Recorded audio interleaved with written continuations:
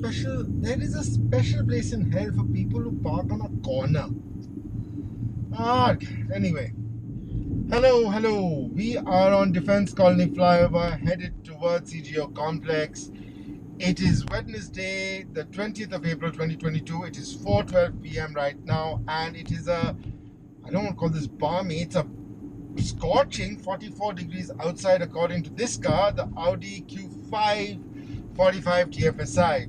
I've had this car for a week, and I just want to give you my quick thoughts about, and I don't think a week is a long-term experience with the car, but it's sort of medium-term experience with the car.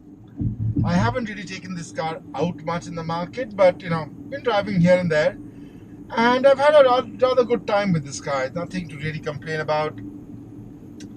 Really nice to drive. I drove it back when Audi India did the first media drive around Pavna Lake, which is a water reservoir located a bit west of Pune and just off the Mumbai-Pune expressway. Really nice car to drive. I've had it for what? Now it's showing me I've done about 270.5 kilometers, driven for over 10 hours, 36 minutes at an average speed of 26 kilometers per hour, and fuel economy of 8.5 kilometers per liter. And I reset the car the minute I got it. So it's been a nice car to drive, but ever since Audi India let me drive the e-tron Quattro, which is the electric SUV, I've been spoiled, because that car is incredible. It is in fact the best car Audi makes or sells. They don't make it in India. They only sell it in India because it's a full import. Now the problem with the e-tron Quattro is it cost makes no difference, almost 1 crore rupees. Whereas this car starts at just under 60 lakhs. This particular model, the top end technology model, is almost 65 lakhs. You get this, really wide screen. You get these Bang & Olufsen speakers. It's got a great audio system.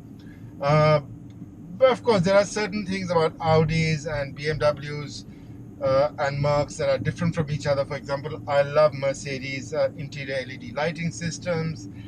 I like the way BMWs are more or less set up. Every car has its advantages. I think Audi's greatest advantage over its rivals is its Quattro all-wheel drive system. The Quattro all-wheel drive system was responsible for Audi's prowess in the rallying world back in the early 80s. And the Quattro system was developed by Ferdinand Piëch, the grandson of Ferdinand Porsche.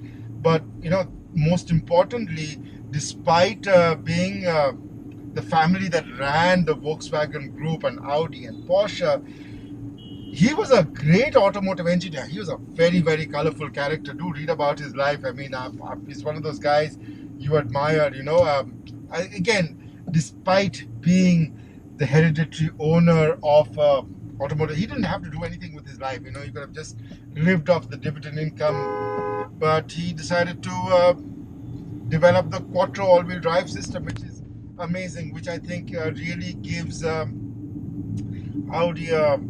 sort of differentiation from BMW and from Mercedes. I know BMW has xDrive, I know Mercedes has 4MATIC, but there's a reason Quattro's actually earned its spurs in rallying. So that's, and they had the greatest female race driver of the 1980s, Michelle Mouton, a French woman, who was thrashing the pants of the Audi Quattro and thrashing the pants of men as well. I mean, she was racing she was a woman possessed. I mean, she is the greatest female rally driver of all time. She's one of the greatest rally drivers of all time, her gender notwithstanding. She could, and when you say that women, she proved that women can compete with men at the top echelon of racing, top echelon of rally racing at least. And I think it's very important that more women come through in either it's open wheel racing or in rallying as well. I know Formula W is making some inroads, but anyway, back to this car.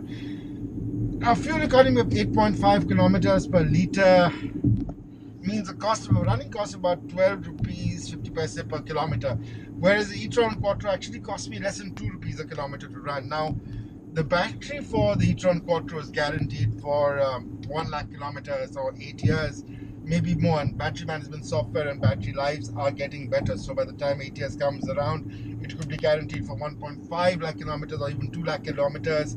Toyota saying their new electric car will retain 90% of its charging ability even after 10 years. So battery lives are getting longer. Replacement will get cheaper and all of that.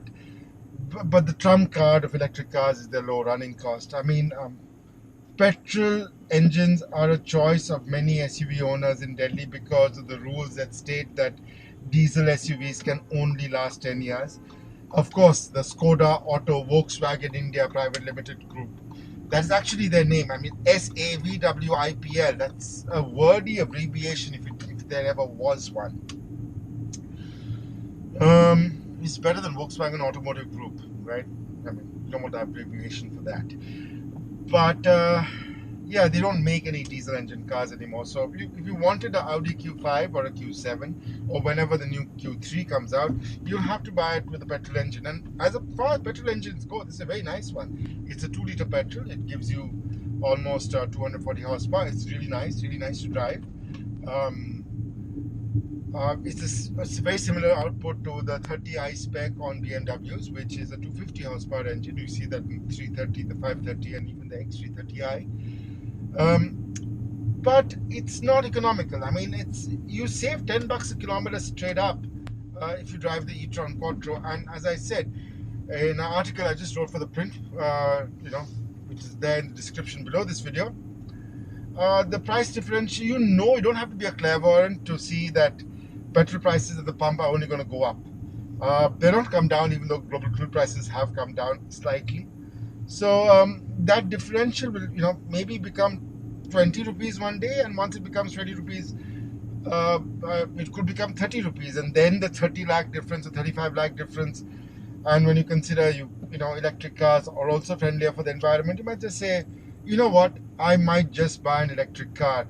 And the e-tron Quattro is actually one of the best electric cars available out there. Of course, the e-tron GT has won awards, and rightly so. It just got the Performance Car of the Year from World Car of the Year, which is a very good award to have won. And electric cars are winning awards left, right and center. In fact, the Hyundai Ioniq 5 won the World Car of the Year, where my friend Siddharth Patinker is part of the jury. I think Hyundai must be very pleased as punch, because the Ioniq 5 is coming later this year, and that might really shake up the EV market. I mean, I like this Q5. But if you were to ask me, God knows how long interest rates will remain so low, but if you were to ask me, I'd say, you know what, buy an e-tron instead. It's the best Audi. It's not just because it's electric, it's actually the best Audi available, not just in India, but anywhere in the world. This is a nice car. It's a really nice car, but you know what? Electric cars are the future, and the e-tron Quattro is the best electric car available in India right now. Thank you so much for watching. Do like, subscribe, and let me know what you thought of this video.